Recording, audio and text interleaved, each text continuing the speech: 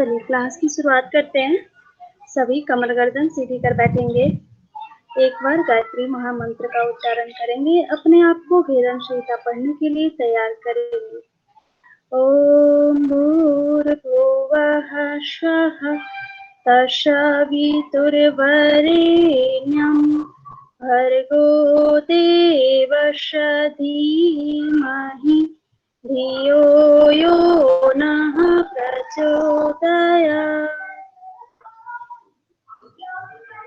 यदि तब तक सभी स्टूडेंट आ जाते हैं, कुछ पूछना है आप सबको कल के क्लास से तो पूछ सकते हैं। तब तक मैं स्क्रीन प्रेजेंट कर लूँ। हेलो। हाँ हेलो मैम, थोड़ा रिकॉल कर दीजिएगा कल का भी, क्योंकि नेटवर्क नहीं था इसलिए ओके। स्पीडली रिकॉल कर दीजिएगा। Okay, thank you ma'am.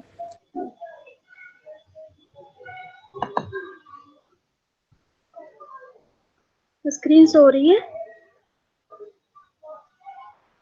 Yes ma'am.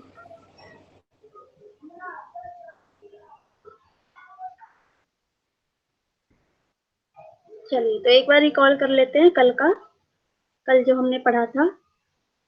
तो कल सबसे पहले हमने घेरण संहिता का परिचय पढ़ा था। इसके रचयिता कौन है? लेखक महर्षि घेरण। यह एक संवादनात्मक ग्रंथ है जो कि राजा चंद्रकपाली और महर्षि घेरण के बीच में होता है। राजा जो चंद्रकपाली हैं वो महर्षि घेरण के पास जाते हैं और उनसे जीवन से जुड़ी 4 प्रश्न पूछते हैं और योग जानने की इच्छा रखते हैं। वो प्रश्न क्या था? तत्व ज्ञान क्या है? घटस्थ योग क्या है? इस योग का अभ्यास कैसे करें? क्या योग द्वारा ज्ञान प्राप्ति संभव है? उसी का आंसर बताते हुए महर्षि घेरण पहले इन चारों प्रश्नों को समझाया गया है कि तत्व क्या है, तत्व ज्ञान क्या है, घट योग का मतलब क्या है, योग का अभ्यास कैसे करना चाहिए, ये सारी बातें बताते हुए महर्षि घेरण बताते हैं कि माया से बढ़कर कोई बंधन नहीं है, ज्ञान से बढ़कर कोई बंधु नहीं है, अहंकार से बढ़कर कोई शत्रु नहीं है, योग से बढ़कर कोई बल नहीं है। आगे उन्होंने 2 कर्म की चर्चा की। जो कर्म है वो सुकृत कर्म और दुष्कृत कर्म। सुकृत कर्म कौन से होते हैं? हमारे अच्छे कर्म जो हमारे चित्त में अच्छे संस्कार बनाते हैं, जो हमें स्वर्ग की ओर ले जाते हैं, मतलब मोक्ष प्राप्ति की ओर ले जाते हैं। और दूसरा कर्म कौन सा है? दुष्कृत कर्म, जो कि हमें नरक की ओर, मतलब बुरे कर्म, ऐसे कर्म जो हमारे संस्कार में जाकर हमें बुरा बनाता है और हमारे संस्कार में जम जाता है और फिर से हम मानव शरीर के रूप में जन्म लेते हैं, मतलब हमें मुक्ति की प्राप्ति नहीं होती। आगे सप्त साधन की चर्चा की गई है। शोधनम दृढ़ता चैव, ये श्लोक आप लोग याद कर लीजिएगा ही क्योंकि बहुत इंपॉर्टेंट है, हमेशा इससे एक क्वेश्चन पूछता है। शोधन अर्थात शुद्धिकरण, षटकर्म, दृढ़ता, आसन, स्थिरता, मुद्रा, धैर्य, प्रत्याहार, लाघव, हल्कापन, प्राणायाम से प्रत्यक्ष ध्यान, निर्लिप्तता, समाधि। आगे हम लोग षटकर्म की चर्चा किए थे। ये श्लोक भी जो 1/12 में है, ये भी बहुत इंपॉर्टेंट श्लोक है। धौतिर्वस्ति स्थिता नेति लौलिकी त्राटकम तथा कपाल भाति स चैतानि षटकर्माणि समाचरेत्। 6 प्रकार के षटकर्म है: धौति, वस्ति, नेति, लौलिकी, त्राटक और कपाल भाति। अब धौति की चर्चा की गई थी सबसे पहले। इसमें 4 प्रकार की धौति बताई गई है: अंतर धौति, दंत धौति, हृदय धौति और मूल शोधन। अब अंतर धौति के भी 4 प्रकार है: बाकसार, वारिसार, बहनीसार और बहिष्कृत। और अंतर धौति है अर्थात कहने का मतलब आंतरिक सफाई। किसकी आंतरिक सफाई? जो हमारा स्टमक एरिया है, अमाशय है, उसकी सफाई करता है। और यहाँ पे 3 चीजों का प्रयोग किया जाता है अंतर धौति में: हवा, पानी और अग्नि। वातसार क्या होता है कि ओठ को कौवे की चोंच की तरह बनाकर धीरे धीरे वायु का पान करते हैं और फिर पेट में चलाते हैं और उसको फिर मुख से बाहर निकाल देते हैं, काकी मुद्रा के समान। इसमें रोकना नहीं है, बस श्वास लेना है और फिर बाहर निकाल देना है। इससे लाभ क्या है? शरीर को निर्मल बनाता है, सभी रोगों का नाश होता है। जठराग्नि जो हमारे शरीर की अग्नि है उसको तीव्र बनाता है। अगला है वारिसार। वारी अर्थात जल, सार अर्थात तत्व, धौति मीन्स धोना अर्थात जल से तत्व को धोना। कंठ पर्यंत जल का पान करना है, उदर में पाचन करना है और अधोमार्ग से रेचन करना है। इसके 2 नाम और भी बताए गए हैं: कायाकल्प और शंख प्रक्षालन। आप लोग शंख प्रक्षालन से भली भांति परिचित होंगे, ये दोनों नाम भले ही नया होगा। तो संघ प्रक्षालन की क्रिया में क्या करते हैं, 5 आसन करते हैं और 5 आसन को 8 बार करते हैं, 16 से 20 गिलास तक पानी पीते हैं और उसमें 5 आसन का वर्णन बताया गया है। उन 5 आसनों का भी प्रैक्टिस करते हैं। मीन्स 2 गिलास पानी पीना है, 5 आसन 8-8 बार करना है और मोशन आने पे वो क्रिया को समाप्त करना है। आगे है अग्निशार। इसका लाभ क्या है, शरीर निर्मल हो जाता है, शरीर देवतुल्य हो जाता है और सभी रोगों से मुक्ति मिलती है। आगे है अग्निशार की क्रिया। श्वास को रोककर नाभि को मेरुदंड पर 100 बार लगाना, मतलब तेजी से स्पीड से श्वास लेना और छोड़ना, वही अग्निशार की क्रिया है। इसका लाभ क्या है, जठराग्नि व पाचन शक्ति तीव्र होती है, उदर से उत्पन्न होने वाले रोगों का नाश, मतलब जो पेट में जितनी भी बीमारियां हैं उससे जितने भी रोग होते हैं, सबसे मुख्य बीमारी जो कॉन्स्टिपेशन है जिसके कारण सारी बीमारी होती है ऐसा कहा जाता है, उससे भी मुक्ति मिलती है। शरीर देवतुल्य हो जाता है और मणिपुर चक्र की जागृति होती है। आगे है बहिष्कृत धोती। इसमें भी जो हम लोग स्टार्टिंग में पढ़े थे वारिशार, काकी मुद्रा की तरह ही बाह्य वायु का मतलब श्वास लेना है, उदर में पूरण करना है और आधे प्रहर तक, एक समय पूछ सकता है कि कितने प्रहर तक, कितने घंटे तक धारण करना है उस श्वास को, तो आधे प्रहर मतलब 1.5 घंटे तक इसको रखना है, धारण करना है अपने पेट में और फिर अधोमार्ग से रेचन करना है। यहाँ प्रक्षालन धोती की भी चर्चा आती है। प्रक्षालन धोती अर्थात क्या होता है, नाभि तक जल में खड़ा होना, वापस शक्ति नाड़ी को उदर में खींच लेना, मतलब नाभि तक जल में खड़े होना और वहां पे खड़े होकर एनस पार्ट से श्वास लेना और जो कुंचन और प्रकुंचन की क्रिया होती है वो करना। इससे भी लाभ क्या बताया गया है, देवतुल्य की प्राप्ति। आगे है दंतमूल और यह दंत धोती। इससे 5 भेद हैं, दंतमूल, जीवामूल, कर्णरंध्र और कपाल रंध्र। दंतमूल क्या है, खादिर या कत्था का रस से विशुद्धि मिट्टी से दांतों की सफाई करना है, इससे दांतों की रक्षा होती है। जीवामूल, तर्जनी, मध्यमा और अनामिका को जीवामूल तक ले जाना है और उस जीव की सफाई करनी है। इससे क्या होता है, कफ दोष का निवारण होता है, जो जीव के अंदर भाग में बैठ जाता है, इसीलिए हम लोग टंग क्लीनर से डेली सफाई भी करते हैं। तो जो कफ जम जाता है उसका निष्कासन होता है, जीवा की लंबाई भी बढ़ती है, जरा मरण इत्यादि दोषों का निवारण होता है। जीवा के अग्रभाग में आगे ये भी बताया गया है कि जो जीवा के अग्रभाग में जो लौह यंत्र, जो टंग क्लीनर से हम लोग सफाई करते हैं उससे खींचते हुए, मतलब लौह यंत्र को जीभ की अग्रभाग पे रखते हैं और मुख से बाहर निकालते हैं तथा मक्खन द्वारा उसका मार्जन और दोहन करते हैं, मतलब मक्खन से उसकी सफाई करते हैं जीभ की। आगे है कर्णरंध्र। तर्जनी और अनामिका द्वारा कर्ण का मतलब कान का शोधन। लाभ क्या है, नाद उत्पन्न होता है और कान में 2 आते हैं, एक कान नहीं, इसीलिए जो दंत धोती है वो 5 टाइप के होते हैं। कपाल रंध्र, अंगूठे द्वारा शोधन, हथेली में जल लेना है और हथेली जो अंजलि बोलते हैं हम लोग नॉर्मल भाषा में, उस पे कपाल पे थपकी देना है। लाभ क्या होता है, कफ दोष का निवारण होता है, नाड़ियां निर्मल होती है, दिव्य दृष्टि की प्राप्ति होती है। अब समय क्या है, कब कर सकते हैं ये, तो निद्रा की समाप्ति पर, भोजन की समाप्ति पर, दिन की समाप्ति पर।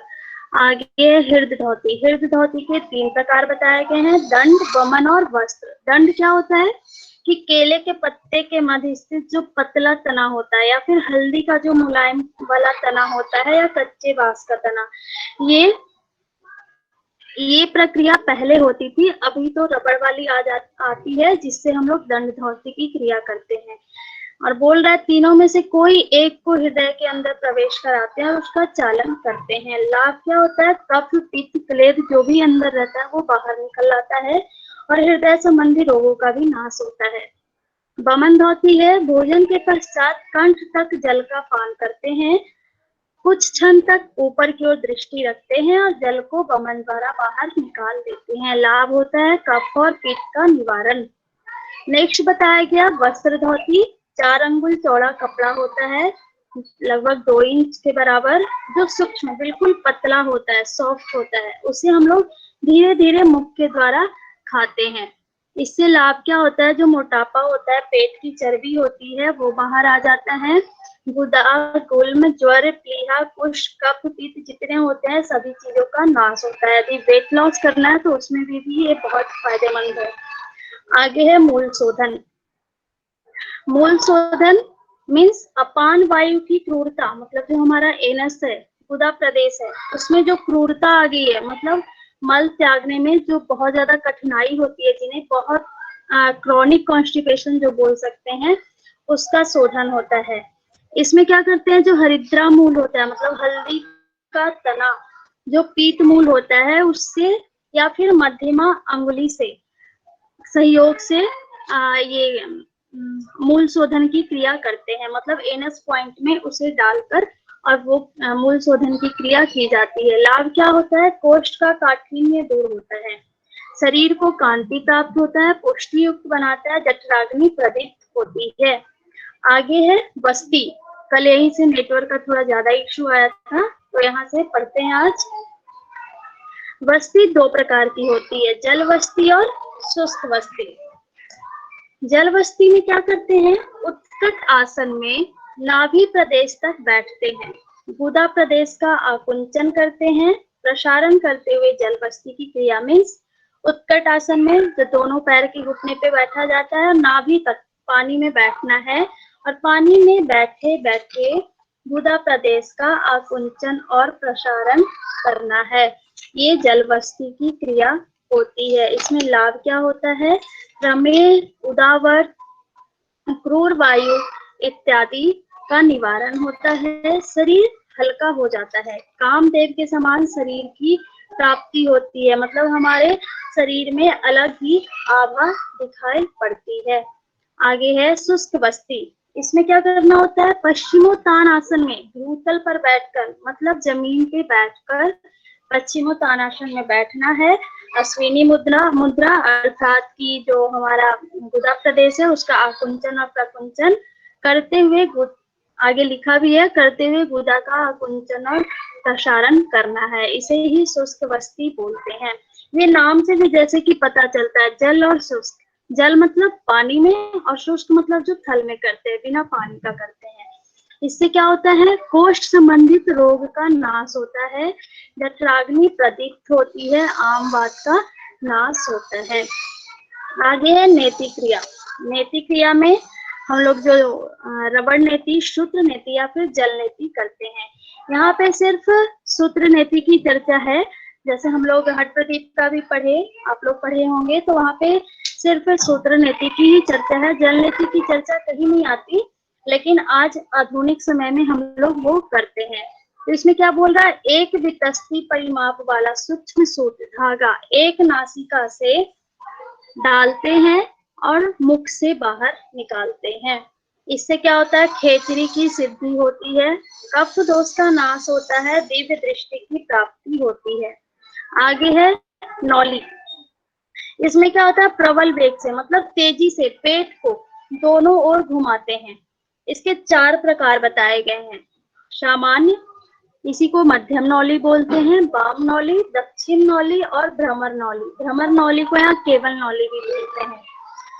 इसका लाभ क्या होता है कि सभी रोगों का नाश, जठराग्नि प्रदीप्त। अब ये जो टाइप है, वाम नाम से ही जैसा पता चल रहा है, मध्यम नौली मतलब जो नॉर्मल है, सामान्य हम लोग अपने उदर को, पेट को आगे पीछे करते हैं, वाम मतलब जो उदर की मांसपेशियां हैं उसको बाएं तरफ ले जाते हैं, दाम दक्षिण मीन्स जो दाएं तरफ ले जाते हैं, और भ्रमर मतलब जो चारों तरफ घुमाया जाता है, उसे ही भ्रमर नौली बोलते हैं। इसमें सभी रोगों का नाश, जो हमारे पेट से संबंधित जितने भी प्रॉब्लम है उसको दूर करता है, जठराग्नि प्रदीप्त होती है। आगे है त्राटक। बिना पलक झपकाए, मतलब बिना आंख की जो पलक है उसको झपकाए एक लक्ष्य को देखना, और कब तक देखना, जब तक कि आंसू ना गिर जाए, तब तक त्राटक का अभ्यास किया जाता है। लाभ क्या होता है, सांभवी मुद्रा सिद्ध होती है, नेत्र रोगों का नाश होता है, दिव्य दृष्टि की प्राप्ति होती है। आगे है कपालभाति। कपालभाति आप सभी को पता होगा, सभी लोग करते हैं। इसके 3 टाइप बताए गए हैं, वातक्रम, व्युत्क्रम और शीतक्रम। बातक्रम जो नॉर्मल हम लोग करते हैं, ईड़ा से पूरक और पिंगला से रेचन, कफ दोष का नाश करता है। व्युत्क्रम क्या करता है कि दोनों नासिका से इसमें व्युत्क्रम की क्रिया में दोनों नासिका से जल को पीते हैं और मुख से निकालते हैं। और इसमें एक चीज और ऐड किया कि फिर मुख से लेते हैं और नासिका से निकालते हैं। नॉर्मली हम लोग क्या करते हैं कि नाक से लेते हैं, मुंह से निकालते हैं। ये व्युत्क्रम की क्रिया है। और इसमें तीनों जो है कपालभाति, तीनों का लाभ एक ही बताया है, कफ दोष का निवारण। आगे है शीतक्रम। शीतक्रम अर्थात शीतकार करते हुए मुख के द्वारा जल का पान, मतलब मुंह से पानी पीते हैं और नासिका से निकालते हैं। इसका लाभ क्या है? कफ दोष का नाश, कामदेव तुल्य शरीर प्राप्ति, मतलब कामदेव के समान शरीर की प्राप्ति होती है। शरीर हल्का और स्वस्थ होता है। बुढ़ापा नहीं आता। बुढ़ापा नहीं आता कहने का मतलब कि हम लोग हमेशा स्वस्थ बने रहते हैं, शरीर में कांति रहती है। आगे अब हम लोग आसन, दूसरा अध्याय जो द्वितीय उपदेश है, यहाँ पे चैप्टर को उपदेश बोला गया है। तो जो द्वितीय उपदेश है वहां पे हम लोग आसन की चर्चा करेंगे। महर्षि हिरण्य के अनुसार भगवान शिव ने 84 लाख योनियों के अनुसार 84 लाख आसन बताए हैं। और इनमें भी कितने आसन को श्रेष्ठ कहा है? 84 को। और उनमें 32 आसनों को उन्होंने कल्याणप्रद कहा है। अब इन्होंने का मतलब क्या है? महर्षि हिरण्य ने हिरण्य संहिता में 32 आसनों को श्रेष्ठ कहा है। और इसमें बताया गया है कि भगवान शिव ने सबसे पहले अपनी पत्नी मतलब पार्वती को ही आसन की शिक्षा दी थी, ये बताया गया। आगे बताया गया कि शुद्धिकरण के बाद, मतलब आसन का अभ्यास हम लोग क्या कब करते हैं? तो शुद्धिकरण की क्रिया के बाद, जब हम लोग षटकर्म किए उसके बाद आसनों का अभ्यास किया जाता है, जो कि शारीरिक स्थिरता व दृढ़ता के लिए करते हैं, ताकि हमारे शरीर में स्थिरता आ जाए, दृढ़ता आ जाए। इसके लिए आसनों का अभ्यास करते हैं। जब तक शरीर की एक ही स्थिति में लंबी अवधि तक, कहने का अर्थ क्या है कि हम किसी भी स्थिति में लंबी अवधि तक बैठ जाते हैं, वो भी कैसे? बिना तनाव के, बिना किसी शारीरिक कष्ट के सुख पूर्वक रह सकते हैं, तब इस स्थिति को क्या कहा जाता है? आसन कहा जाता है। इसीलिए पतंजलि योग सूत्र में भी स्थिरम सुखम आसनम कहा गया है। मतलब किसी भी आसन में जो स्थिर पूर्वक बैठ जाते हैं। हम क्या करते हैं, जैसे कि हम सभी अभी भी पढ़ने बैठते हैं या फिर सुबह में माला करने बैठते हैं कभी भी, तो एक आसन में काफी देर तक नहीं बैठ पाते, हमारे पैर में तनाव हो जाता है, दर्द हो जाता है। तो इसी को यहाँ पे क्या कहा गया कि तब तक हम एक दृढ़ता में, एक स्थिति में ना बैठ जाएं, तो वो आसन की क्रिया कहलाती है। आगे यहाँ पे 32 आसनों का नाम दिया गया है। इसकी विधि वगैरह का तो यहाँ पे इम्पोर्टेंट नहीं है कि कैसे किया जाता है, लेकिन 32 आसनों का है तो ये कंपैरिजन करके पूछता है कि कौन से ग्रंथ में कौन से आसन है और कौन सा आसन नहीं है। तो आप लोग इन 32 आसनों का नाम जरूर से याद कर लीजिएगा कि कौन कौन से आसन है। ऐसा करेगा कि गुप्त आसन कौन से ग्रंथ में, हठ योगी ग्रंथ में, और 4 ग्रंथ का नाम दे देगा। तो आप लोग इन आसनों का नाम जरूर याद कर लीजिएगा। नाम एक बार मैं बोल देती हूँ। सिद्धासन, पद्मासन, भद्रासन, मुक्तासन, वज्रासन, स्वस्तिकासन, सिंहासन, गोमुखासन, वीरासन, धनुरासन, वृतासन, गुप्तासन, मत्स्य आसन, मत्स्येंद्रासन, गोरक्षासन, पश्चिमोत्तानासन, उत्कटासन, संकटासन, मयूरासन, कुक्कुटासन, कुर्मासन, उत्तान कुर्मासन, मंडूकासन, उत्तान मंडूकासन, वृक्षासन, गरुड़ आसन, वृषासन, सलवासन, मकरासन, उष्ट्रासन, भुजंगासन और योगासन। अब यहाँ पे मैं किसी भी आसन का विधि नहीं बताऊंगी। यदि कुछ आप लोगों को प्रॉब्लम लगे कि मैम इसका बता दो तो बताऊंगी, नहीं तो आवाज आ रही है ना? हेलो, यस मैम आ रही है। हाँ, इतने साइलेंटली थे आप लोग तो मुझे लगा कहीं कल की तरह फिर से। चलिए, अभी मैं बता रही थी कि इन आसनों को मैं विधि नहीं बताऊंगी कि कैसे करवाते हैं, इसका सिर्फ लाभ बताऊंगी। यदि कुछ इम्पोर्टेंट है तो वो बताऊंगी, आप लोग पढ़ के आना तो पूछ सकते हो फिर। पहला आसन है सिद्धासन। सिद्धासन क्या होता है, इसमें कैसे करते हैं तो जालंधर बंध के साथ करते हैं। इसे ध्यान के अभ्यास में श्रेष्ठ आसन कहा गया है। इसे देवताओं के लिए भी दुर्लभ बताया गया है, मतलब ये जो आसन है ये देवता के लिए भी बहुत मुश्किल है। और दृष्टि कहाँ होती है ये करते हुए, भूमध्य में। और प्राप्ति लाभ क्या है, मोक्ष प्राप्ति। स्वप्न दोष के लिए उत्तम आसन है ये।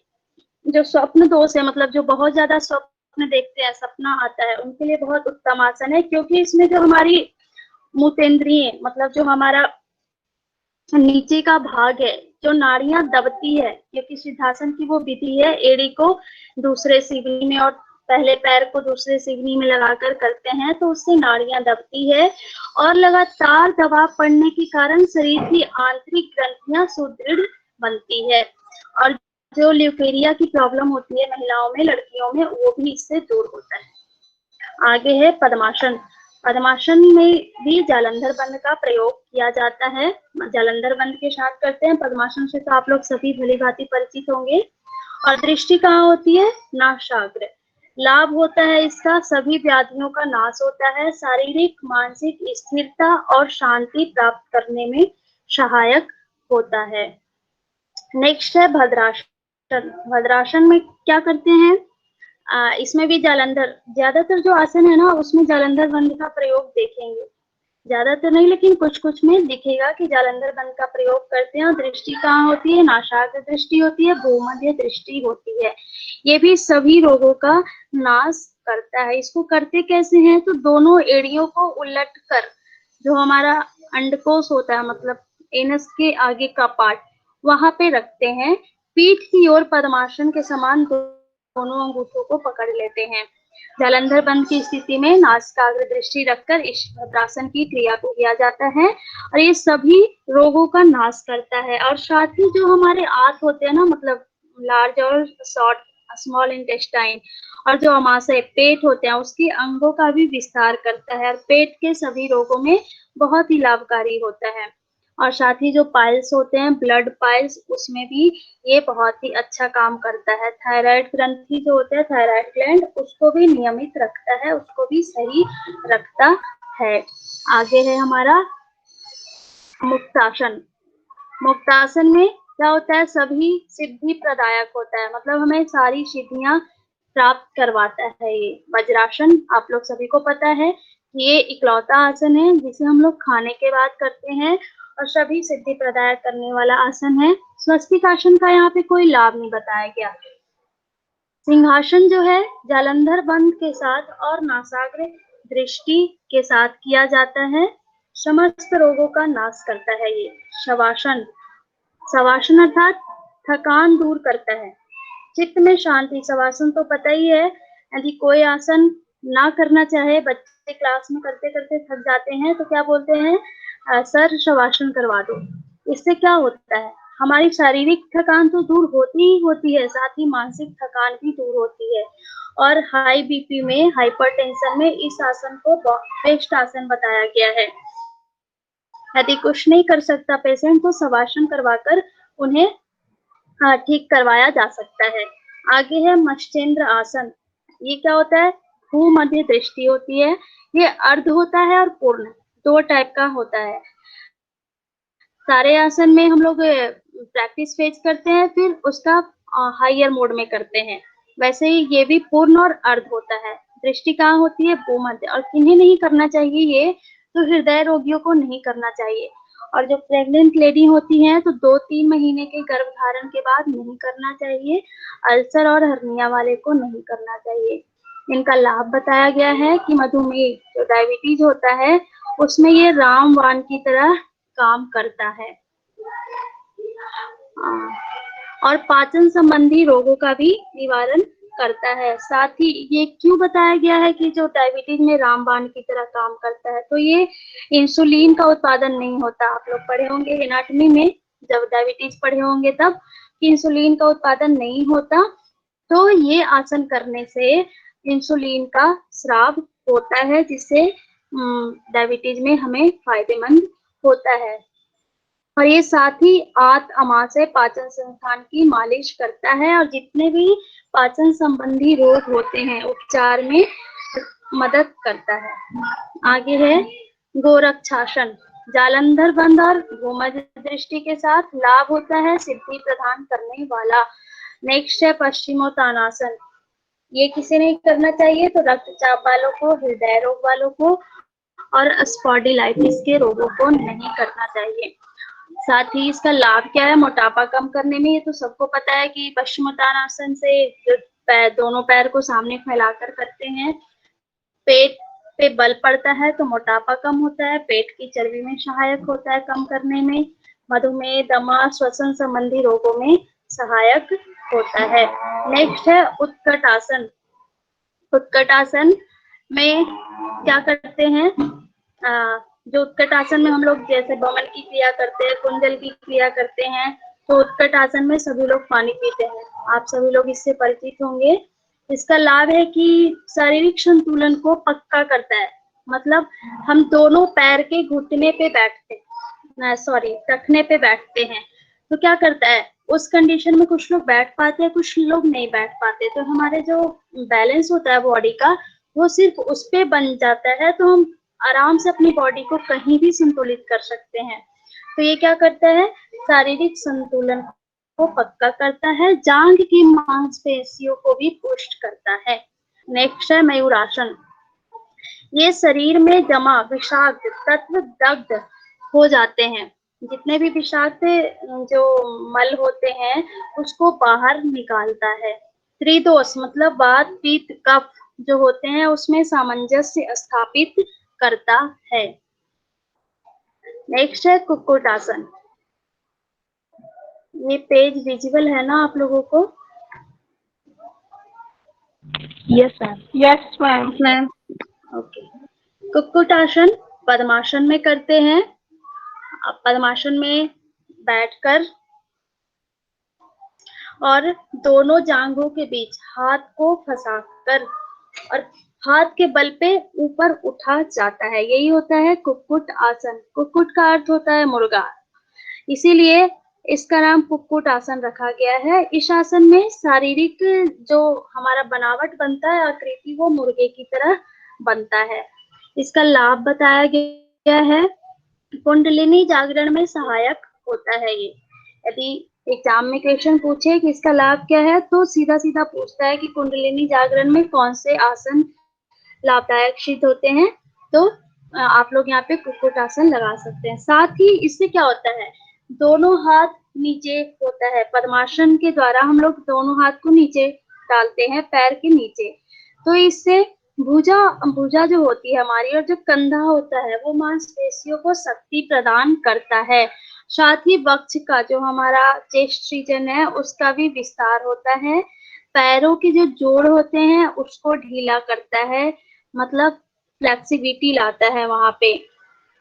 कुंडलिनी जागरण में सहायक होते हैं और छाती, फेफड़ा, दिल से संबंधित जितने भी रोग होते हैं उसमें ये आसन उपयोगी है। नेक्स्ट है कुर्मासन।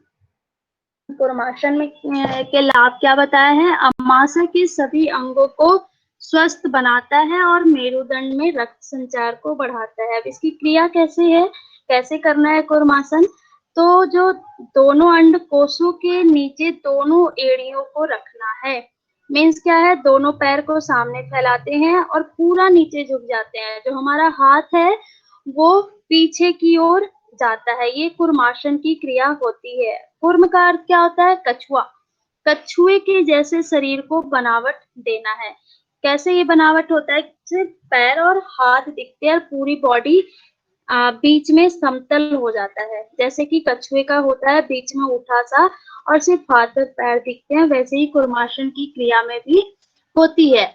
इससे क्या होता है? मेरुदंड में रक्त संचार बढ़ता है, कब्ज, मधुमेह, आधमान आदि में सहायक होता है। अमाशय पेट के सभी रोगों में ये को स्वस्थ बनाता है, ठीक करता है। और गर्दन दर्द जो होता है हमारा उसमें भी ये मदद करता है। सर दर्द के लिए भी अच्छा आसन बताया गया है। नेक्स्ट है उत्तान कुर्मासन। इसको कैसे करते हैं? कुक्कुट आसन में करते हैं। जैसे हम लोग कुक्कुट आसन में दोनों हाथ को नीचे रखे थे। अभी क्या करते हैं हम लोग, बैठकर दोनों हाथ से ऊपर कंधे को टच करने की कोशिश करते हैं। इसे ही उत्तान कुर्मासन कहा गया है। इस आसन के जो लाभ है वो कुक्कुट आसन के समान ही है, और सिर्फ आकृति में जो शारीरिक बनावट होती है उसमें अंतर आ जाता है। और एक चीज इसमें बोल सकते हैं कि जो केहनी है हमारा नीचे होता है, हाथ की केहनी, तो ऊपर की ओर आता है तो उसमें बल मिलता है। नेक्स्ट है वृक्षासन। वृक्षासन क्या करता है, संतुलन बनाता है। इसकी विधि तो आप लोगों को पता ही होगा कि बाएं पैर को उठाकर या दाएं पैर को उठाकर बाएं पैर की जांघ के ऊपर रखना है और दोनों हाथ ऊपर कर सामने या प्रणाम की मुद्रा में देखना है। ये क्या करता है, बैलेंस बनाता है, कंसंट्रेशन पावर बनाता है। ये बच्चों के लिए बहुत ही अच्छा आसन बताया गया है, क्योंकि ये कंसंट्रेशन बढ़ाता है हमारा, तो बच्चों का क्लास में ध्यान लगता है। जब बच्चों को सिखाया जाता है तो ये आसन बताया जाता है। नेक्स्ट क्या है, ब्रह्मचर्य पालन में वीर रक्षा की क्षमता विकसित करता है ये। नेक्स्ट है मंडूक आसन। मंडूक आसन की विधि इसमें थोड़ी अलग बताई गई है।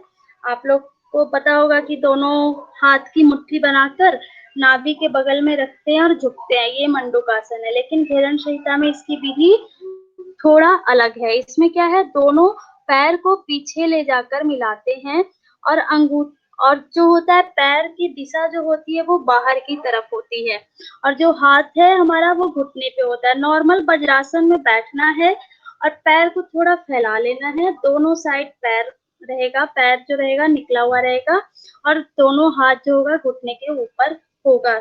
ये इसकी मतलब फाइनल पोज होता है मंडूक आसन का।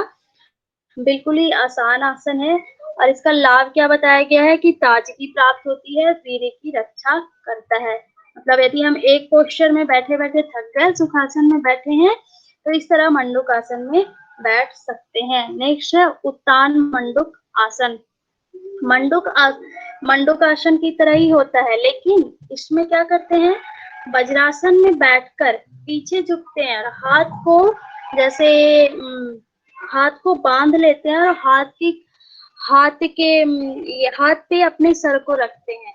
जैसे कि सुप्त वज्रासन करते हैं ना, बिल्कुल वैसी ही क्रिया होती है, लेकिन इसमें जो हमारा पीठ का भाग होता है वो ऊपर उठा होता है।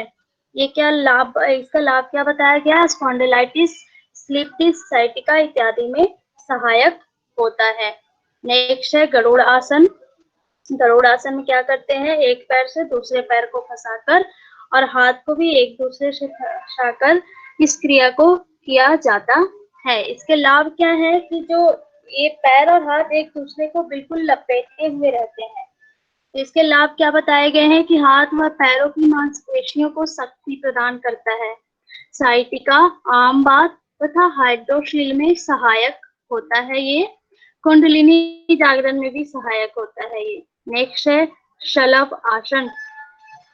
शलभ आसन ये भी पूर्ण और अर्ध होता है। जो अर्ध होता है उसमें हमारी जो दोनों हाथ होता है वो जांघ के नीचे होता है और हमारा जो गर्दन होता है, मतलब जो सर होता है वो जमीन से सटा हुआ, दोनों पैर को उठाते हैं, ये होता है अर्ध शलभ आसन। और जो पूर्ण होता है उसमें दोनों पैर को पीछे की तरफ से उठाकर मस्तक में लगाते हैं, ये है पूर्ण शलभ आसन। इससे क्या होता है, पेट और आंतों के रोग दूर हो जाते हैं और दूर होकर क्षुधा, मतलब जिनको भूख नहीं लगती ना, उनका भूख बढ़ता है।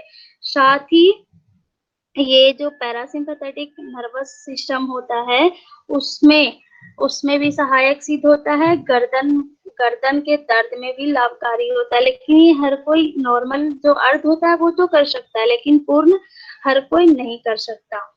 तो अपने शरीर के अकॉर्डिंग इसे करना है और इसका मेन लाभ याद करना है कि क्षुधा बढ़ाने वाला आसन कौन सा है, तो शलभ आसन। ये अलग से जो अलग दिखे आसनों में किसी का लाभ, तो ये याद रखना है। नेक्स्ट है मकरासन। मकरासन ये नॉर्मल सा पोज है, इसमें पेट के बल लेट जाना है और दोनों हाथ जो होगा वो गाल पे, फेस पे होता है। इससे क्या होता है, जठराग्नि प्रदीप्त होती है। स्लिप डिस्क साइटिका, पीठ के निचले भाग में, पीठ दर्द के लिए बहुत अच्छा आसन बताया गया है और इसे हर कोई कर भी सकता है।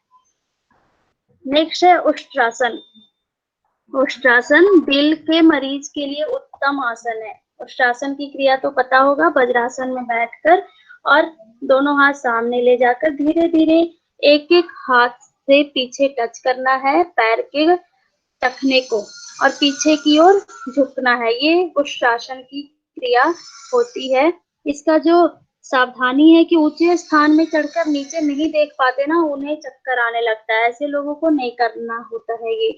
और हम लोग देखते भी हैं कि जिन्हें पीछे झुकने से चक्कर आते हैं, उन्हें जब उष्ट्रासन की क्रिया करवाई जाती है तो वहां पे भी उन्हें चक्कर आने की संभावनाएं रहती है। साथ ही जो हाई बीपी वाले पेशेंट हैं उन्हें भी नहीं करवाना चाहिए। इसका लाभ क्या है कि दिल के मरीज जो होते हैं उनके लिए उत्तम आसन है। चाहे किसी भी प्रकार का हृदय रोग हो, यहाँ तो लिख रहा लाभ में कि चाहे किसी भी प्रकार का हृदय रोग हो तो उन्हें अब फायदा पहुंचाता है ये। और साथ ही हृदय से निकलने वाली जितनी भी रक्त वाहिकाएं होती है उसका विस्तार करता है। नेक्स्ट है भुजंगासन। भुजंगासन कमर दर्द के लिए बेस्ट आसन होता है। आप सभी लोग ये करते होंगे। जठराग्नि बढ़ाता है। भुजंगनी देवी, यहाँ पे कुंडलिनी को क्या कहा है, भुजंगनी देवी की शक्ति को, मतलब कुंडलिनी का जागरण करता है। नेक्स्ट है योगासन। ध्यान का आसन एकाग्रता के लिए जो किया जाता है। नेक्स्ट आ गया हमारा तीसरा अध्याय, मुद्रा। अभी तक यहाँ में किसी को कुछ प्रॉब्लम हो तो पूछ सकते हैं और फिर अगला चैप्टर स्टार्ट करेंगे।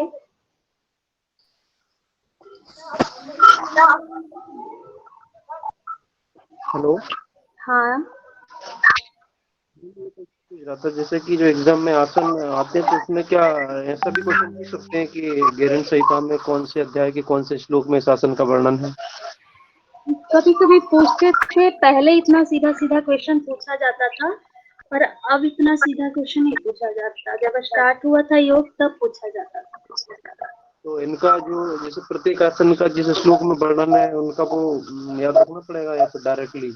नहीं, रेफरेंस वैसे याद रखे तो बेहतर है।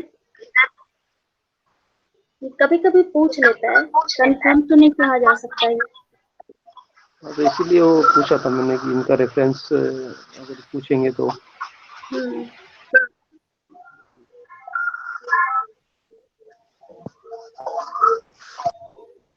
और कुछ और क्वेश्चन? मैम आपने अभी बताया इंसुलिन बढ़ाने के लिए जो डायबिटिक पेशेंट के लिए कोई आसन आपने बताया, सुप्त वज्रासन बताया है क्या? सुप्त वज्रासन, एक मिनट अभी बता रही। मंडूकासन मैंने बताया। मंडूकासन तो डायबिटीज वालों के लिए, और एक कुछ आपने और बताया था जिससे इंसुलिन बढ़ता है, वो मंडूकासन नहीं बोला था क्या? एक कोई और आसन आपने बोला था, एक्चुअली मेरा डिस्कनेक्ट हो गया था। ओके, एक मिनट। अर्धमस्तिंद्रासन। ओके, कोई बता रहे अर्धमस्तिंद्रासन बताया गया था। अच्छा, अभी तो डायबिटीज की दोनों है ही, मतलब ऐसा डायबिटीज के लिए सुप्त वज्रासन तो नहीं बोलती? नहीं, सुप्त जी मैम, वज्रासन की यहाँ तो चर्चा ही नहीं आई। Okay okay. मैम जो आपने मतलब बताया है कि कुंडली जागरण के लिए एक भुजंगासन और एक गरुड़ासन और एक कुक्कुटासन, तो सबसे इफेक्टिव आसन कौन सा होगा कुंडली जागरण के लिए? ये तीनों का लगभग सेम ही है। प्रैक्टिस तो ऐसा तो है नहीं कि एक दो दिन हम प्रैक्टिस किए और कुंडलिनी जागरण हो गया। इसके लिए लंबा प्रैक्टिस करना पड़ेगा कोई भी आसन को किए तो ऐसा बेस्ट आसन के रूप में नहीं बताया गया है, बस कॉमन बताया गया है कि ये आसन करने से कुंडलिनी जागरण होता है। इसका डिटेल और मैं पढ़कर आऊंगी फिर बताऊंगी। Okay ma'am. Ma'am I think bhujangasana. Okay, कल बताऊंगी मैं। ठीक है, नेक्स्ट है आग्नेय मुद्रा, मतलब अग्नि धारणा। अग्नि का स्थान हमारे शरीर में कहाँ है? नाभि, जहाँ पे मणिपुर चक्र है। इसका रंग कौन सा है? लाल। और इसका जो आकार है वो त्रिकोण है। यहाँ पे आकार को यंत्र भी बोला गया, मतलब कौन सा आकार है? यंत्र है तो त्रिकोण है। मंत्र रम और देवता रुद्र। यह अग्नि तत्व तेज पुंज युक्त, दीप्ति युक्त और सिद्धिदायक है। इसे योग बल से आविर्भूत कर एकाग्रचित्त से 5 घड़ी कुंभक द्वारा प्राण धारण करे। यह आग्नेय धारणा कहलाती है। क्या कह रहा है? ये अग्नि तत्व क्या है? 5 घड़ी तक कुंभक करना है और अग्नि तत्व पे ध्यान करना है। इसके अभ्यास से काल का भय नहीं रहता, अग्नि से किसी प्रकार की हानि नहीं होती। इसे वैश्वानरी धारणा भी कहते हैं। वैश्वानर धारणा पूछता भी है, पहले भी पूछा है कि वैश्वानर धारणा किस धारणा को कहते हैं, तो आग्नेय मुद्रा या अग्नि धारणा को वैश्वानर धारणा कहते हैं। यदि साधक अत्यंत प्रज्वलित अग्नि में भी जा पड़ता है तो इस मुद्रा के प्रभाव से वो कभी मरता नहीं है। अब हम लोगों ने पढ़ा है कि मणिपुर चक्र में क्या है? अग्नि का स्थान है। अग्नि वहां होती है, जठराग्नि होती है। तो जो मणिपुर चक्र का यंत्र है वो अधोमुखी लाल त्रिकोण होता है। मतलब कैसे, किधर की ओर होता है? नीचे की तरफ उसका मुख होता है, लाल होता है, त्रिकोण होता है, जिसके बीच में सूर्य का चित्र है। इसका वाहन क्या है? मेष है। मणिपुर चक्र वास्तव में प्राण का या शक्ति का केंद्र माना गया है। यदि साइंटिफिक वे में देखें तो ये क्या करता है? भोजन को ग्रहण करता है, पाचन की क्रिया संपन्न करता है। तो इसका मतलब क्या हुआ? ये प्राण के शुद्धिकरण के लिए हमारे स्टमक से मणिपुर चक्र से होकर इंटेस्टाइन में जाता है। तो यदि ये साफ होता है, मतलब ये शुद्ध होता है, मल इकट्ठा नहीं होता है, तो हमारे पाचन संस्थान भी अच्छे रहते हैं। तो ये हमारा उत्तरदायित्व है कि हम इसे सही रखें। जीवनी शक्ति, गति, क्रियाशीलता और इसके विपरीत गुण जैसे आलस्य, प्रमाद, शिथिलता आदि मणिपुर चक्र के गुण अवगुण होते हैं। इसको सही करने के लिए आग्नेय मुद्रा का, अग्नि का ध्यान करना चाहिए। सॉरी। नेक्स्ट है वायवी मुद्रा, वायु धारणा। वायु का रंग क्या होता है? अंजन या धुएं के रंग के समान हल्का काला। जो धुआं निकलता है स्मोक, तो उसी के समान हल्का काला होता है। इसका बीज मंत्र यम होता है, अर्थात यकार। यह तत्व सत्व गुण वाला होता है। योग बल से इसका आविर्भाव होने पर एकाग्रचित्त से कुंभक द्वारा 5 घड़ी तक प्राण वायु को धारण करना है। इस वायवीय धारणा नाम की मुद्रा के अभ्यास से साधक को आकाश गमन की शक्ति प्राप्त होती है। वायु धारणा है तो इसमें क्या होता है? आकाश गमन की शक्ति प्राप्त होती है। वायु से मृत्यु नहीं हो सकती है।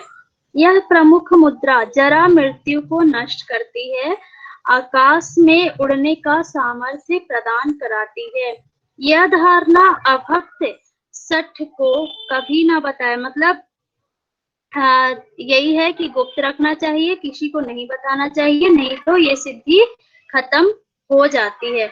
अब इसका बीज मंत्र अभी मैंने बताया था, यम यकार है और ये 2 त्रिकोणों से बना होता है। और ये कहाँ होता है? कौन से चक्र को प्रभावित करता है? तो अनाहत चक्र, वायु तत्व का प्रतीक है। इसके लिए हम लोग जब ध्यान करें इसका तो कर सकते हैं कि हमारे अनाहत चक्र में मोमबत्ती की ज्योति के सदृश ज्योति जल रही है, उसका प्रकाश जो है ऊपर नीचे दाएं बाएं फैल रहा है, प्रकाश की 4 किरणें निकल रही है। अब अनाहत चक्र का संबंध किससे होता है? तो हमारी भावना से होता है, अनुभूति से होता है। हमारे भीतर दोनों प्रकार की भावनाएं होती है, प्रेम, करुणा तथा द्वेष और क्रोध। हम कंडीशन के अनुसार अपनी भावनाओं को दिखाते हैं। अनाहत चक्र का संबंध हमारे जीवन में अवचेतन मानसिक अवस्था से भी होता है। अवचेतन मन में जो भी प्रतिक्रियाएं उत्पन्न होती है उसका प्रभाव अनाहत पर भी पड़ता है। मतलब कि जो भी हम अंदर सोचते हैं अपने मन में अच्छा बुरा, तो उसका प्रभाव हमारे शरीर पे भी पड़ता है, मन पे भी पड़ता है। यही बात यहाँ पे बता रही है कि चाहे वो भावना सकारात्मक हो या नकारात्मक, सबका प्रभाव पड़ता है। आप लोगों ने भी अपने जीवन में ये चीज फील किया होगा। जब भावना, अनुभूति और व्यवहार पर पूर्ण नियंत्रण प्राप्त हो जाता है, तभी अनाहत चक्र का जागरण होता है।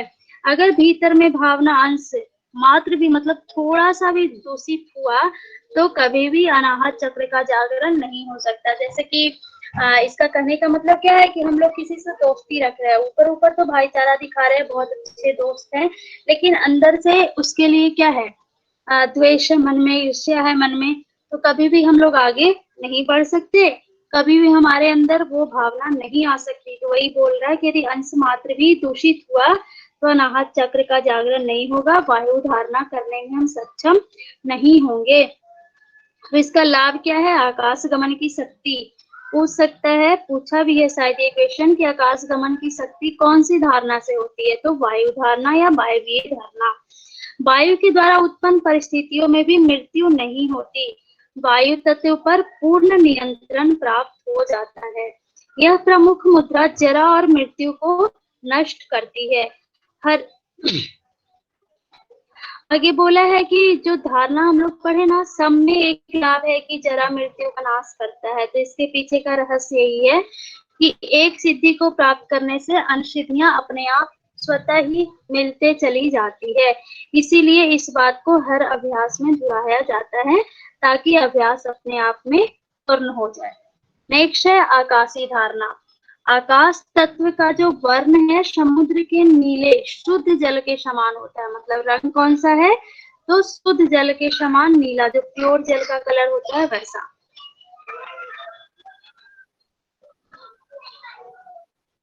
हाँ, तो इसके आगे ना पीपीटी नहीं है, तो ऐसे ही मैंने बोला कल पीपीटी दिखा दिया जाएगा। जो आकाश तत्व का वर्ण है वो समुद्र के नीले शुद्ध जल के समान होता है। जो इसका बीज मंत्र है हकार है, और देवता कौन है, सदाशिव है। शांत मन से प्राण वायु को रोककर 5 घड़ी तक कुंभक करने से यह नवो धारणा, आकाश धारणा जो मुद्रा है वो सिद्ध होता है और यह मोक्ष के द्वार खोल देती है। जो योग का ज्ञाता आकाश धारणा को जानता है वो क्या करता है, वो मरण को प्राप्त नहीं होता है, उसे प्रलय का भी दुख नहीं होता है, चाहे कोई भी विपदा आ जाए उसको दुख नहीं होता। एक बार फिर से बता रही हूँ, इसका कलर कौन सा है, समुद्र के नीले शुद्ध जल के समान।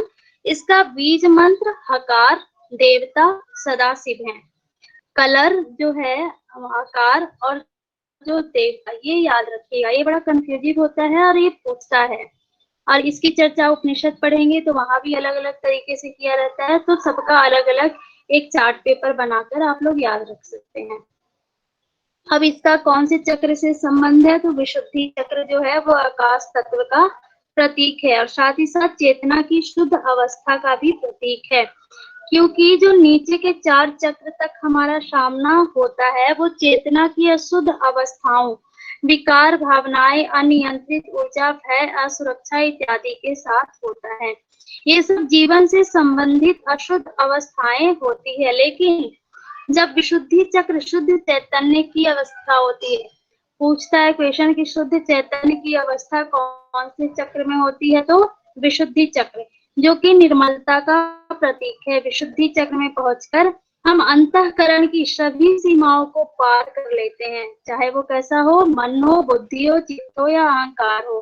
व्यक्तित्व की शुद्ध चैतन्य चेतन अवस्था को प्राप्त करते हैं।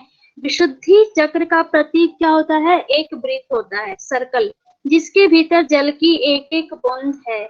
वृत्त का रंग समुद्र के रंग के समान गहरा नीला होता है। इसके मध्य में सफेद रंग की वृत्त है। इस बीज का मंत्र हम है, हकार है। इसके देवता सदाशिव है। शिव का अर्थ होता है कल्याणकारी और मंगलकारी। वह शक्ति जिसके द्वारा हमेशा हमेशा कल्याण और मंगल प्राप्त होता है वह सदाशिव होते हैं। यह जो आकाशी धारणा होता है, इससे साधक क्या करता है, अपने लिए मोक्ष के द्वार खोलता है। मोक्ष के द्वार अर्थात शुद्ध अवस्था को प्राप्त करता है। धारणा समझ आ गया सबको। अब हम लोग महामुद्रा के बारे में बताएंगे। जो महामुद्रा है, बाईं एड़ी से गुदा प्रदेश को दबाना, दाहिने पैर को फैलाकर, मतलब क्या है, एक पैर मुड़ा हुआ, एक पैर सामने, और दोनों हाथ से पैर के अंगूठे को पकड़ना है और दृष्टि ऊपर होती है। ये महामुद्रा की क्रिया है। इसका जो लाभ है, ये अंतरकुंभक और बहिर्कुंभक में किया जाने वाला अभ्यास है, जिसे महामुद्रा के नाम से जानते हैं। ये हमारी चित्त की चंचलता को समाप्त करता है, मन को एकाग्र करता है। साथ ही साथ जो गुदावर्त, प्लीहा, अजीर्व आदि हैं, रोगों का भी नाश करता है। नेक्स्ट है नभो मुद्रा, आकाशी मुद्रा।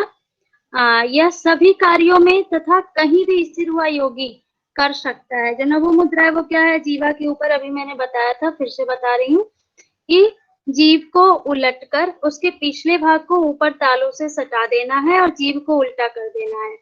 जब जीभ को उल्टा करते हैं तब वायु को रोकना है, चाहे अंदर रोके या बाहर, इसमें कोई प्रॉब्लम नहीं है, ऐसा घिरण ऋषि ने बताया है। इसको बहिर्कुंभक के साथ भी कर सकते हैं और अंतःकुंभक के साथ भी। नेक्स्ट है खेचरी मुद्रा।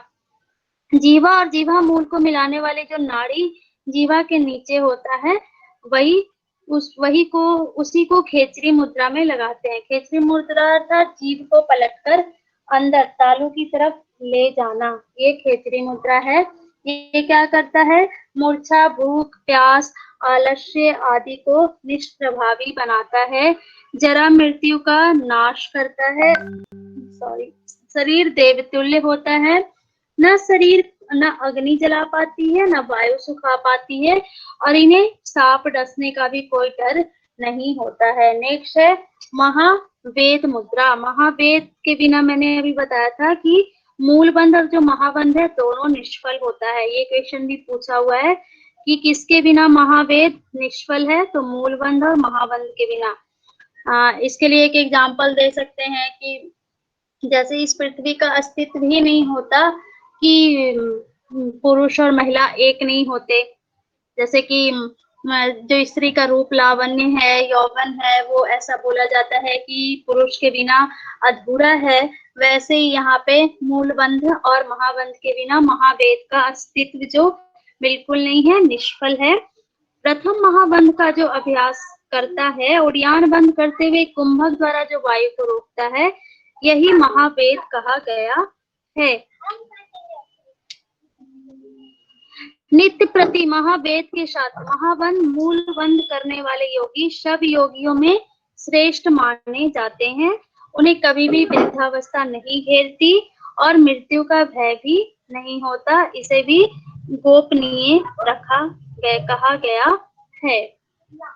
नेक्स्ट है विपरीत करनी मुद्रा। विपरीत करनी मुद्रा को आसन के जैसे भी हम लोग करते हैं। इसमें क्या होता है, जो नाभि मूल में सूर्य नाड़ी और तालु मूल में चंद्र का वास है।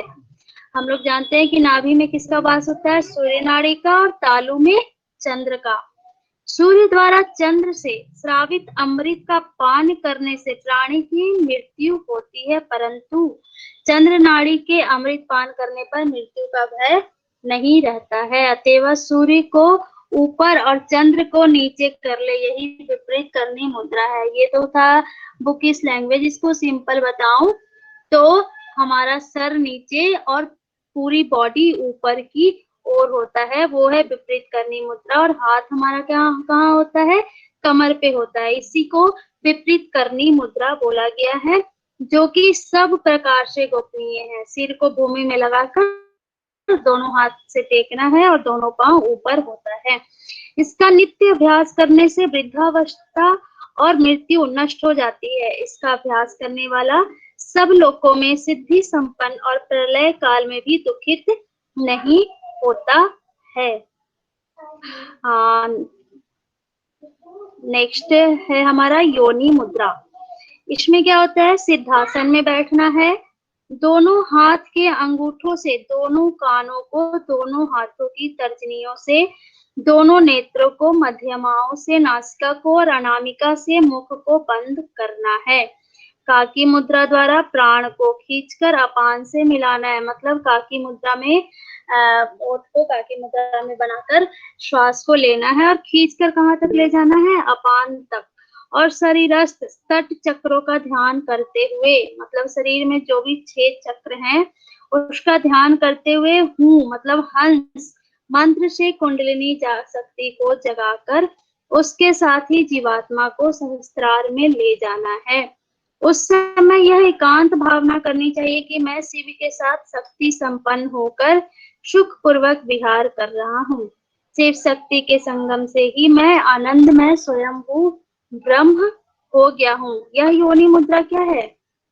यही योनि मुद्रा है। मीन्स इसका मतलब क्या है कि सिद्धासन में बैठना है, दोनों हाथ के अंगूठों से दोनों कान को, दोनों हाथ की तर्जनी से दोनों नेत्रों को, मतलब अंगूठे से कान को पकड़ना है, तर्जनी से दोनों हाथ की तर्जनी से दोनों आंखों को पकड़ना है और मध्यमा से नासिका को और अनामिका से मुख को बंद करना है।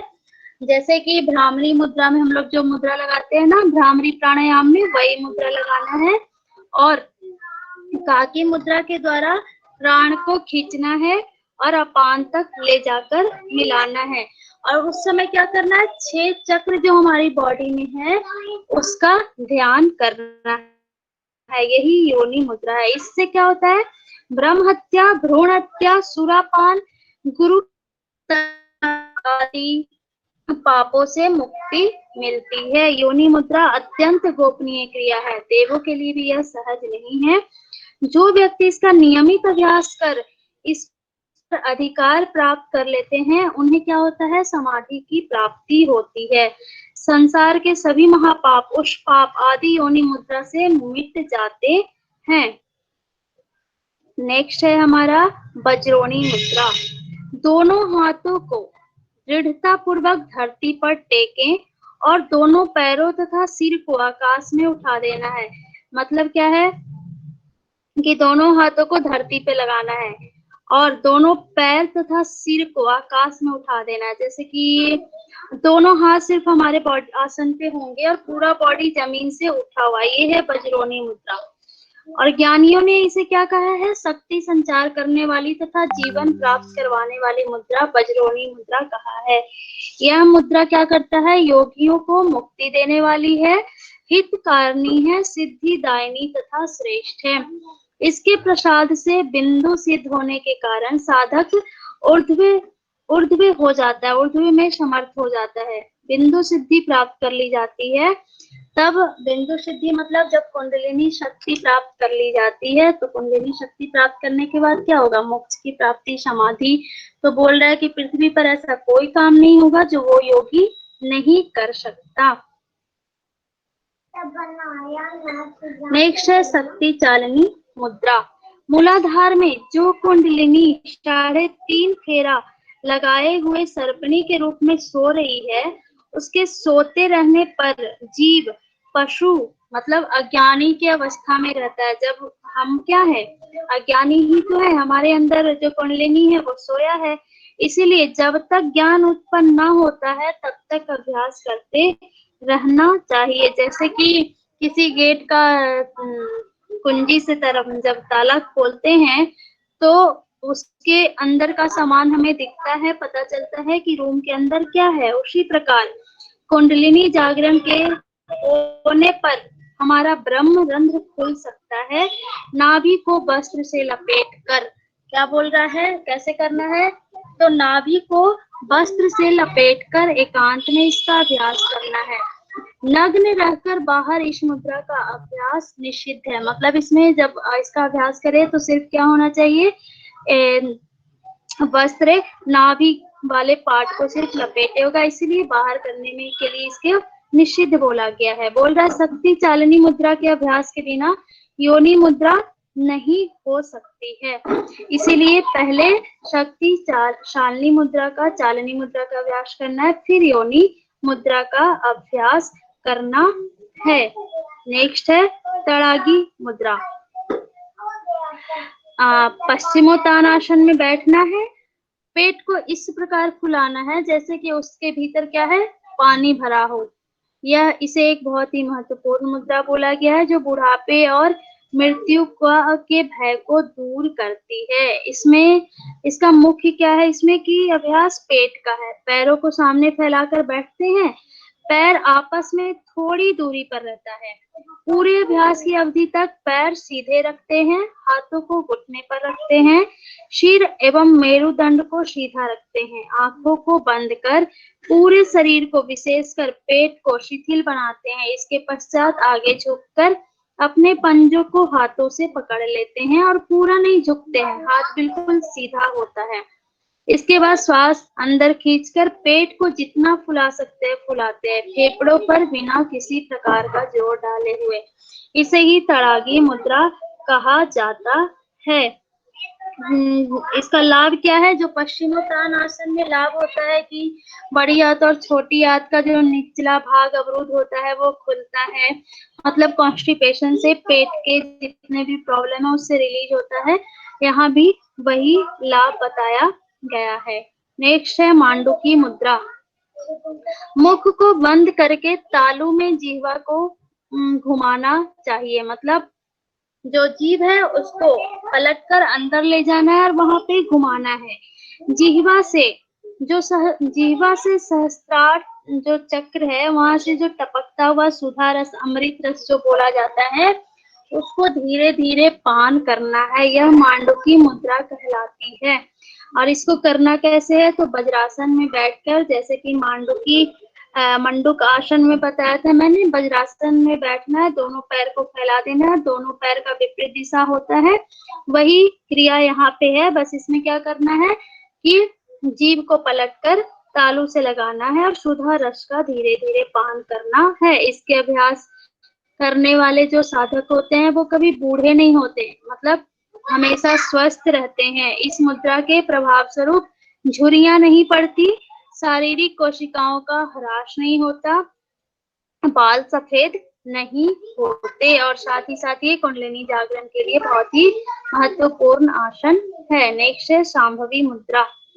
दृष्टि को, सांभवी मुद्रा में क्या करते हैं? दृष्टि को, जो हमारी नजर है उसको दोनों भावों के मध्य स्थिर कर स्वयं पर अर्थात अपनी आत्मा पर ध्यान करना है, अपने आप को देखना है। यही क्या कहलाता है? सांभवी मुद्रा कहलाता है।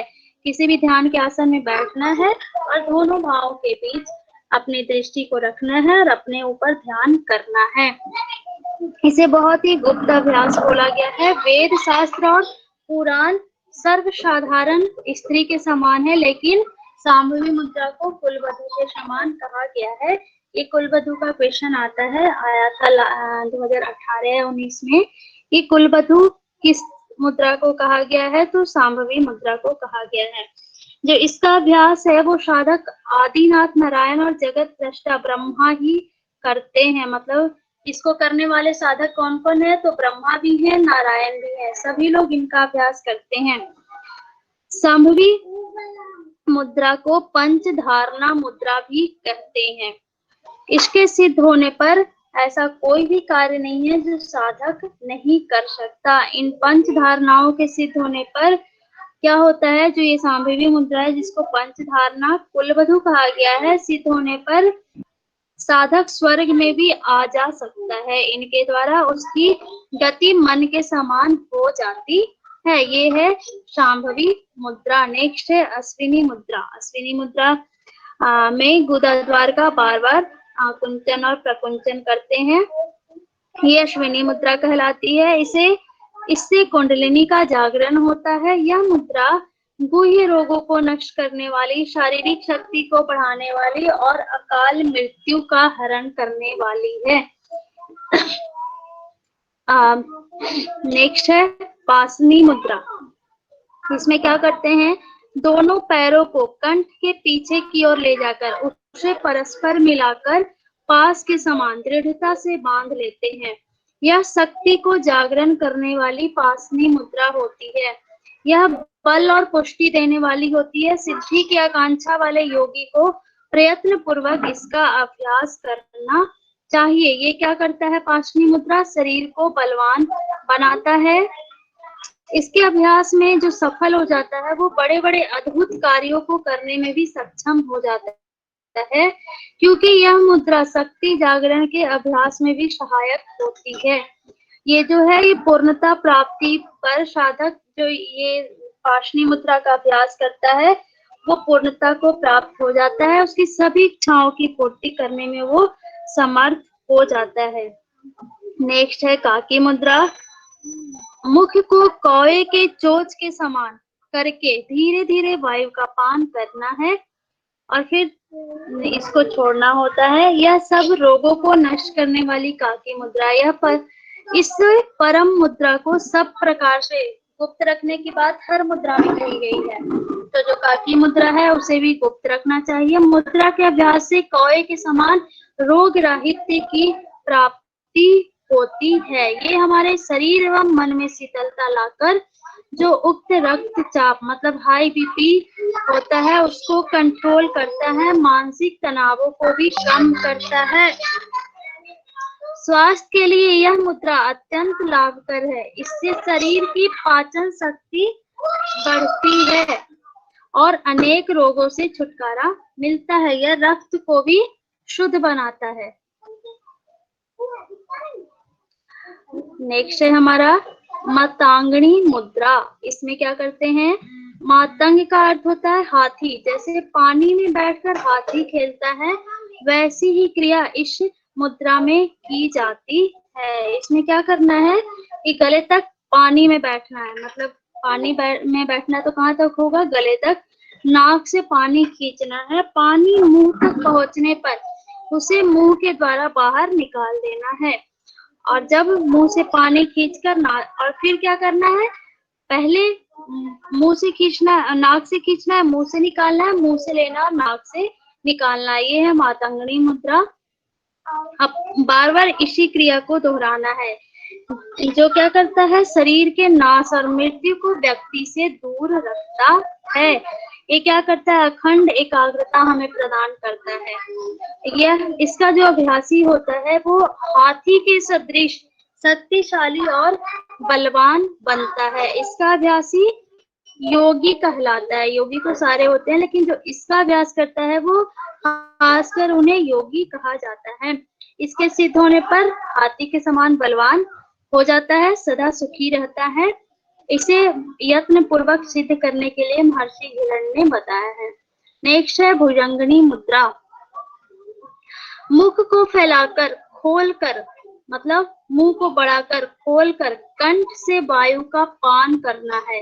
इसे ही भुजंगनी मुद्रा कहा जाता है। इसके सिद्ध होने पर जरा मृत्यु का नाश होता है। अजीर्ण आदि जितने भी उदर रोग होते हैं उसमें रोग होते हैं वो नष्ट हो जाते हैं। नेक्स्ट है खत्म, ये चैप्टर खत्म हो गया। अब इसमें आप यदि कोई